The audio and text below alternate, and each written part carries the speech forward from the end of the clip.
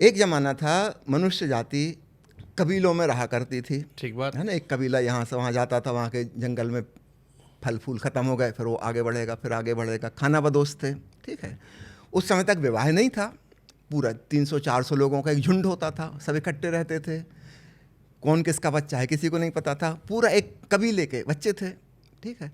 उसके बाद धीरे धीरे एग्रीकल्चर की समझ विकसित हुई कि हम एक ज़मीन साफ़ कर लें, यहाँ के पेड़ काट दें और फिर यहीं पे खेती बाड़ी करेंगे। वहाँ से पर्सनल प्रॉपर्टी आई, जिन लोगों ने वो ज़मीन तैयार की, गाय भैंस पाले, अब वो चाहते हैं कि वहाँ पर रहें, अगले साल भी फिर यहीं खेती करेंगे, ज़मीन अच्छी तैयार हो गई, नदी के किनारे पानी भी है। अब यहाँ से पर्सनल प्रॉपर्टी शुरू हुई और धीरे धीरे कबीला टूटा। अब जब पर्सनल प्रॉपर्टी आई, यहाँ से एक भाव आता है कि मेरी संपत्ति मेरी ही औलाद को मिले। अब ये औलाद का कैसे पता चलेगा, डीएनए टेस्ट तो उस समय होते नहीं थे। वहाँ से शादी का सिस्टम आया कि मेरी पत्नी सिर्फ मेरी ही पत्नी हो, उसका किसी से कोई संबंध ना हो, ताकि मुझे पक्का हो सके कि उससे जो संतान पैदा हुई वो मेरी संतान है। तब मैं चैन से मर सकूंगा कि मेरा खेत, मेरा मकान जो मैंने बनाया था, मेरे गाय भैंस, जो भी संपत्ति है मेरी संतान को मिले।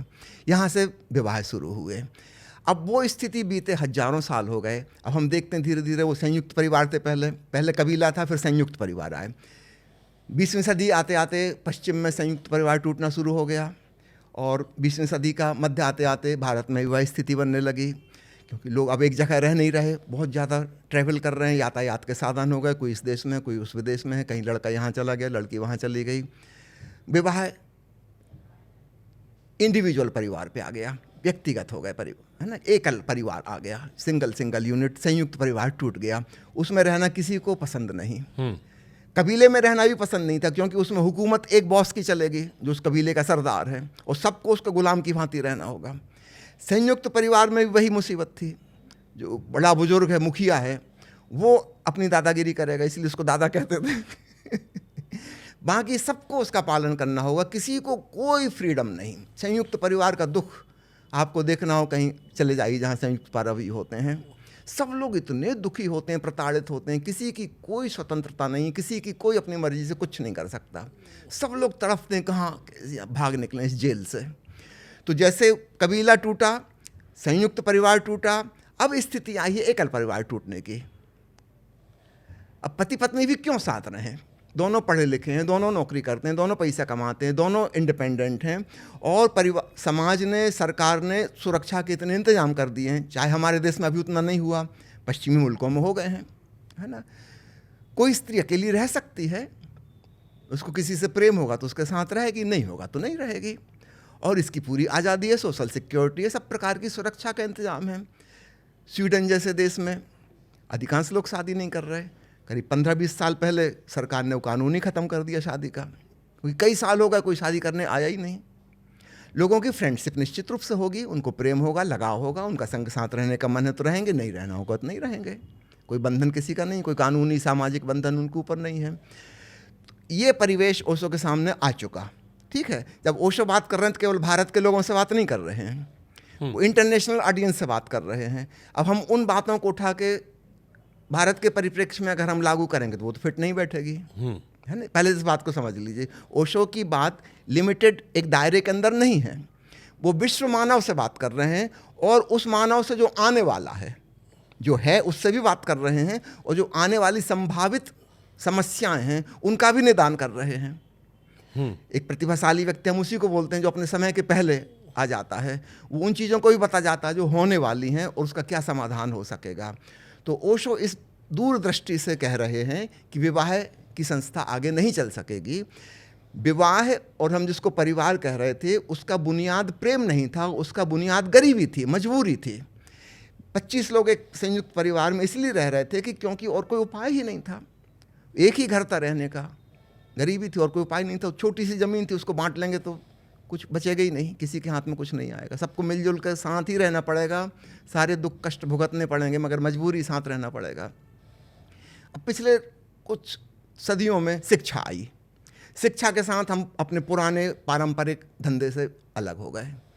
पहले एक बढ़ई का बेटा सिर्फ बढ़ई ही हो सकता था और कुछ हो ही नहीं सकता था, लोहार का बेटा लोहार हो सकता था, दुकानदार का बेटा दुकानदार हो सकता था, फिक्स था सब कुछ, क्या काम कोई करेगा। धोबी का बेटा धोबी होगा, चम्हार का बेटा चम्हार होगा, कोई फ्लेक्सिबिलिटी नहीं थी, कुछ भी, कोई स्वतंत्रता नहीं थी, बंधन था। जब शिक्षा आई, यहाँ से एक नई चीज़ शुरू हुई। धोबी का बेटा भी कलेक्टर बन सकता है, इंजीनियर बन सकता है, डॉक्टर बन सकता है। फ्लेक्सिबिलिटी आई, स्वतंत्रता आई। स्वतंत्रता के साथ साथ अब वो पुरानी चीज़ें नहीं रहेंगी, है ना। फिर स्त्री स्वतंत्रता आई 20वीं सदी में, लगभग मध्य में। नारी स्वतंत्रता आंदोलन, वुमेन लिबरेशन मूवमेंट पश्चिम में हुआ, उसका धीरे धीरे प्रभाव भारत में भी आया। आज हमारे देश की नारी भी स्वतंत्र है, वो हर क्षेत्र में अग्रणी हो रही है, पुरुष के बराबर कंधे से कंधा मिला के। वो नौकरी भी कर रही है, वो विज्ञान भी पढ़ रही है, वो अंतरिक्ष यात्रा पे भी जा रही है, वो सब कुछ कर रही है जो काम पुरुष करते थे। पहले इतना ज़्यादा काउंटर क्वेश्चन आता है सर, वो ये आता है। बात पूरी कर लेने दीजिए मुझे, नहीं तो फिर समझ नहीं आएगी बात। मैं इस बात पे लाना चाह रहा हूँ कि हम चूंकि मजबूर थे, गरीब थे, कोई उपाय ही नहीं था, स्त्री कुछ कर ही नहीं सकती सिवाय चौका चूल्हे के। उसको मजबूरी में इस आदमी के संग निभाना ही होगा। इस परिवार में जो भी जुल्म हो रहे हैं सब सहना होंगे, कोई उपाय नहीं था उसको बचने का। जैसे ही स्वतंत्रता आई, संपन्नता आई और एक सुरक्षा समाज में आ गई, है ना, कि हम इंडिपेंडेंट रह सकते हैं, भाई कोई भी किसी की अंडर मजबूरी और गुलामी में क्यों रहेगा। तो परिवार तो टूटेगा। हम जो सोच रहे थे परिवार जुड़ा है प्रेम से, यहाँ हमारी गलती हो गई। परिवार जुड़ा था गरीबी से, दरिद्रता से, और जैसी दरिद्रता खत्म होगी, संपन्नता आएगी, परिवार बिखर जाएगा। सब लोग यहाँ वहाँ चले जाएंगे, अपनी अपनी मर्जी से अपना जीवन जिएंगे, कोई किसी की नहीं सुनने वाला। ठीक है। अब यहाँ आते हैं, इस स्थिति में निश्चित रूप से पुरानी विवाह व्यवस्था नहीं चल सकती। पश्चिम के कई देशों में आप पता लगा लीजिए, इंटरनेट पे कम से कम 4 देश हैं जहाँ कानूनी रूप से विवाह और तलाक की बात ही खत्म हो गई। कोई रजिस्ट्रेशन ऑफिस है ही नहीं वहाँ, क्योंकि कई साल हो गए किसी ने शादी नहीं की। तो सरकार इस झंझट में क्यों पड़े कि हम रजिस्ट्री करेंगे विवाह की, फिर तलाक के लिए आओगे लड़के। ये तुम जानो, तुम्हारी ज़िंदगी अपने ढंग से जियो। तो निश्चित रूप से प्रकृति ने हमको जो दिया है, प्रेम होगा, मित्रता होगी, कभी संग साथ रहेंगे, लड़ाई झगड़ा भी होगा, कलह भी होगी, अलग भी हो सकते हैं। इसमें जो मैं आपसे पूछना चाहता हूँ ये कि भारत में जो इस सवाल को विरोध उठता है कि ये बातें भारत के लिए नहीं कही गई हैं, समझ लीजिए। मैं भारत के दृष्टिकोण से पूछ रहा हूँ कि अब आप ग्लोबल कॉन्टेक्स्ट से बात करें, आपने 4 देशों एग्जांपल दे रहे हैं, और अब दुनिया मिल गई है, अब सब एक दूसरे के एक्सेसिबल हैं, तो अब दुनिया बहुत अलग नहीं है। अब हर तरह से लोग एक दूसरे से मिले जुले हैं, यहाँ के लोग बाहर जा रहे हैं, बाहर के लोग यहाँ रहे हैं, और अब दुनिया। अभी आप दिल्ली में पता लगा लीजिए, 40 साल की कितनी लड़कियां और कितने लड़के हैं जिन्होंने विवाह नहीं किया। बहुत ह्यूज नंबर, बहुत सारे होंगे, बहुत बड़ी गिनती हो गई है। बम्बई और दिल्ली में बहुत बड़ी गिनती हो गई है, और वो कभी शादी नहीं करने वाले, है ना। और आज अगर उनकी गिनती लाखों में है तो 10 साल के बाद करोड़ों में पहुंच जाएगी। इसमें जो विरोध का सवाल आता है वो आपसे पूछना चाहता हूँ मैं। एक सवाल ये आता है कि आधुनिकता की तलाश में जो आपकी पारंपरिक जड़ें हैं, क्या आप उसे खोना चाहते हो कि इंडिया में शादी कॉन्सेप्ट अलग था? दूसरा, फिर कुत्ते आप मेरे एक्सेप्ट नहीं कर रहे मेरी बात को। मैं एक्सेप्ट कर रहा हूं, मैं सिर्फ जो सवाल पूछ रहे हैं उनके सवाल को आप तक पहुंचा रहा हूं। और वो सवाल ये है कि अगर ये कॉन्सेप्ट खत्म कर दिया जाएगा शादी का, तो फिर कुत्ते, बिल्ली, जानवर और इंसान, इनमें अंतर क्या रहेगा? कुकुर बिलार भी इधर घूमता है। मैं आपको फर्क समझा रहा हूं।